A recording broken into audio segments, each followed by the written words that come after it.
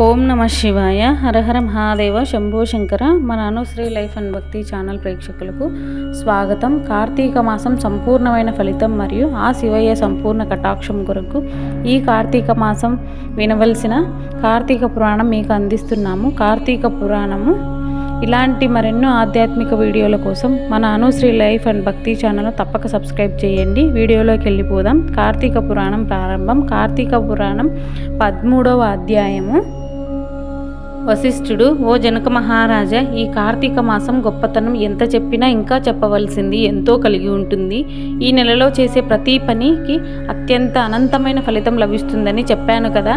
ఈ మాసంలో అతి ముఖ్యంగా చేయవలసినది నదీ స్నానం, అలాగే దీపారాధన, సమారాధన. ఇవన్నీ పుణ్యాన్ని ప్రసాదించే కారణాలు. అదేవిధంగా ఒక పేద బ్రాహ్మణ బాలునికి ఉపనయనం చేయడం ఎంతో మంచిది. ఉపనయనం చేయడానికి తగిన శక్తి లేని వాళ్ళు దక్షిణ తాంబూలాలను ఇచ్చి ఉపనయనం చేసిన ఫలితమే లభిస్తుంది. ఈ పని వలన ఎంతటి పాపమైనా తొలగిపోతుంది. వ్యభిచార దోషం నశిస్తుంది. నూతులు చెరువులు తవ్వించిన ఫలితం లభిస్తుంది. వీటన్నింటికన్నా అత్యంత ఫలదాయకమైనది కన్యాదానం. ఈ దానం వలన తాము తన పూర్వీకులందరూ తరిస్తారు. ఈ విషయాన్ని తెలియజేసే ఒక ఇతిహాసం చెబుతాను విను. పూర్వం వంగదేశంలో సూర్యుడు అనే రాజు ఉండేవాడు. అతడికి భార్య లేడి కన్నుల వంటి అందమైన కన్నులు కలది. సూర్యుడు శత్రురాజు వలన దాయాదుల వలన తన రాజ్యాన్ని సర్వస్వాన్ని పోగొట్టుకొని భార్య సమేతుడై అడవిలో కాలం గడుపుతూ ఉండేవాడు. ఆ దంపతులు కందమూలాలు భుజిస్తూ జీవనయాత్ర సాగిస్తున్నాడు. కొంతకాలానికి వాళ్లకు ఒక ఆడపిల్ల పుట్టింది. తల్లిదండ్రుల లాలనతో పెరుగుతూ రూప గుణవతిగా లావణ్యాదులతో యవ్వనవతి అయ్యింది. అందచందాలు గల ఆ రాకుమారిని చూసి ఒక మునికుమారుడు మోహించాడు. రాజు దగ్గరికి వెళ్ళి ఆమెను తనకిచ్చి వివాహం చేయమని అడిగాడు. రాజు అతనితో, మునికుమార, నీకు కోరిక అంగీకరించదగినదే, కానీ ప్రస్తుతం నేను సమస్తమును పోగొట్టుకొని కందమూలాలు తింటూ కాలం గడుపుతున్న వాడిని, పరమ నిర్భాగ్యుడిని, అష్టకష్టాలు పడుతున్న వాడిని. నువ్వు నాకు కొంత ధనం ఇస్తే నేను నా కుమార్తెను నీకిచ్చి వివాహం చేస్తాను అన్నాడు. అప్పుడు ఆ మునికుమారుడు కుబేరుని గురించి తపస్సు చేసి కుబేరుని అనుగ్రహాన్ని సంపాదించి సమస్త సిరి సంపదలను పొంది ఆ సిరి సంపదలను మహారాజుకి ఇచ్చి రాజకుమార్తెను వివాహం చేసుకున్నాడు.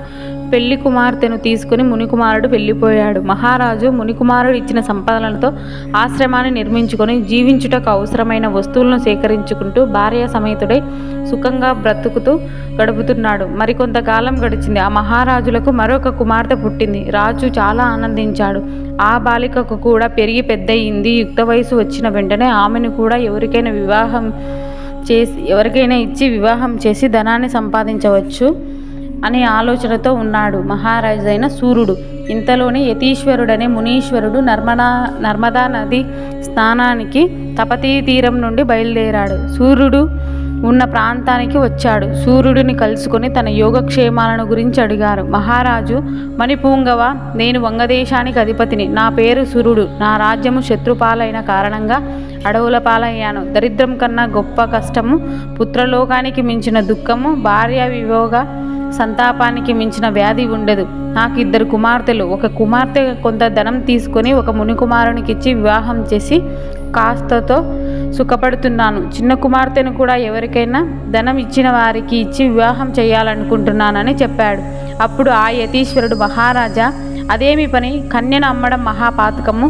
ఆ ధనంతో చేసే దైవ కార్యాలు, పితృకార్యాలు నిరుపయోగములు. మీరు నరకమై సంప్రాప్తిస్తుంది. పుత్ర సంతానము కలగదు. దేనికైనా ప్రాయశ్చిత్తం అంటూ ఉంటుంది, కానీ కన్యా విక్రయం చేసిన వాడికి ప్రాయశ్చిత్తమే లేదు. నా మాట విను. ఈ కార్తీక మాసంలో కన్యాదానం చెయ్యి. గంగా స్నాన ఫలితాన్ని, అశ్వమేధ యాగ ఫలితాన్ని పొంది తరిస్తావు. పెద్ద కుమార్తె కన్యాశుల్కం తీసుకున్న దోషం నశిస్తుంది అంటూ హితోపదేశం చేశాడు. మహానుభావ, అవేమి మాటలు! పాప ఫలితంగా నరకయాతనలు ఎప్పుడు కలుగుతాయో కలగవో, కానీ దారిద్ర్యంతో పడే జీవయాతనలు దాటి బయటపడడమే ముఖ్యం.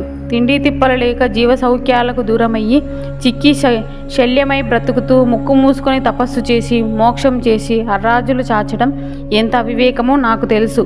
మీరు ఎప్పుడైనా అనండి, ఏమైనా అనండి, నేను నా కుమార్తెను ధనమిచ్చిన వరునికే ఇచ్చి వివాహం చేస్తాను అన్నాడు రాజు. మహారాజు ఆలోచనలో చూసి యతీశ్వరుడు చూసి ఆశ్చర్యపోయి తన దారిన తాను వెళ్ళిపోయాడు. కొంతకాలానికి రాజు శరీరాన్ని విడిచాడు. అప్పుడు నరకానికి వెళ్ళాడు. అక్కడ అనేక విధాలైన చిత్రహింసలు అనుభవిస్తున్నాడు. సూర్యుని పూర్వీకుడైన ధర్మనిరేతుడైన శ్రూతకీర్తిని సూర్యుడు చేసిన ఫలితానికి స్వర్గం నుండి నరకానికి వెళ్ళిపోయాడు. శ్రూతకీర్తి, నేను ఏ విధమైన అధర్మాలు చేయలేదు. వ్రత క్షత్రుదీక్షలతో దాన ధర్మాలతో బ్రతుకంతా గడిపినందుకు నాకు స్వర్గలోక నివాసమే లభించింది. ఇప్పటి నుండి ఉన్నట్టుండి ఎందుకు నాకు నరకయాతలు పెడుతున్నాడు? దానికి కారణం ఏమిటి అని శ్రూతకీర్తి అడిగాడు. నువ్వు పరమ పవిత్రమైన వాడివే, కానీ నీ వంశంలో సూర్యుడనే రాజ్య భ్రష్టుడైన భయంకరమైన కఠినమైన దారిద్ర్యాన్ని అనుభవిస్తూ డబ్బుకు కకృత్తిపడి తన కుమార్తెను మునికుమారునికి అమ్మాడు. అతడు చేసిన ఆ దోషం వలన నీకు ఈ దుస్థితి లభించిందని చెప్పాడు. ఈ బాధ నుండి తప్పించుకునే ఉపాయం ఏదైనా ఉందా లేదా అని అడిగాడు శ్రూతకీర్తి. ఓ రాజా, నీ చిన్న కుమార్తె యుక్త వయసులోనే ఉంది. నా ఆశీర్వాద బలంతో నువ్వు అక్కడికి వెళ్ళు. కార్తీక మాసంలో అలంకారపూర్వకంగా కన్యాదానం చేయించు. ఈ పుణ్యం వలన నీకు దోషం తొలగిపోతుంది, మీకు నరకం నుండి విముక్తి కలుగుతుంది అని హితవు చెప్పాడు యమధర్మరాజు. శ్రూతకీర్తి వెంటనే యమధర్మరాజు యొక్క ఆశీర్వాద బలంతో నర్మదా తీరానికి చేరుకొని సూర్యుని ఆశ్రమంలోకి ప్రవేశించాడు. సూర్యుని భార్య తమ దుస్థితిని, కన్యాదాన వైభవాన్ని గురించి, కార్తీక మాసంలో కన్యాదానం చేయడం వలన కలిగే ఫలితాన్ని గురించి ప్రబోధన చేశాడు. అప్పుడు అందరూ కలిసి సూర్యుని రెండవ కుమార్తెని విజ్ఞాని, మంచి అందము ఆకారం కలిగిన యువకునికిచ్చి కార్తీక మాసంలో వివాహం చేశాడు. అప్పుడు తరించిపోయాడు. మొదటి కుమార్తె వివాహం చేసుకున్న కన్యాశుల్క దోషం కూడా తొలగిపోయింది.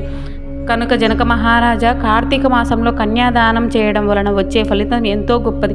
బిడ్డలు లేనందువలన కన్యాదానం చేయలేని వారు సరే, ఏ నిరుపేదకో సహాయపడి కన్యాదానం చేసినా, చేయించినా, వరుని కాళ్ళు కడిగి కన్యాదానం చేసిన ఫలితం దక్కుతుంది. అది కుదరని వారు విధుల ప్రకారంగా ఒక ఆంబోతుకు వివాహం చేసి అచ్చోసి వదలడం చేసిన ఫలితం వస్తుంది. ఆ వశిష్ఠుడు వివరించాడు. ఆడపిల్ల పరాశక్తి అంశ. వెంటనే ఆమెను అమ్ముకునే వాడికి ఏ గతి పడుతుందో సూర్యునికి ఈ కథ సూచిస్తుంది. కన్యను ఉత్తమమైన దానం చేయాలే తప్ప అంగడిలో సరుకులు అమ్మకూడదు. నరకం ఉందా, పోయినాక చూద్దామా అంటూ పిచ్చి ప్రశ్నలు వేసి పిచ్చి పనులు చేసేవారికి ఈ కథ గొప్ప గుణపాఠం నేర్పిస్తుంది. 13వ రోజు పారాయణం సమాప్తము. మరికొన్ని ఇలాంటి ఆధ్యాత్మిక వీడియోలతో మళ్ళీ కలుద్దాం. బాయ్ మరి.